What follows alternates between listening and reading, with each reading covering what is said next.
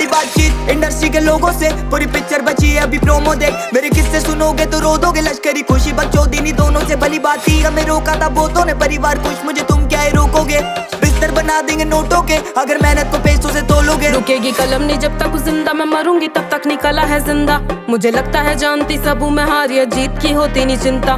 मैं सुनती हूँ लोगों को ज्यादा नहीं परा, मैं जानती सबके हूँ दिल का। मेरे होते पड़ोसी अमीर जो पैसा या बातें बनाने से मिलता, लो आदत डाल मैं रुकू ये होगा नहीं सोचा नहीं किसी ने, करूंगी सब पैसों से लाखों का भरूंगी पेट में, मुझे नहीं कमाना भरने को घर।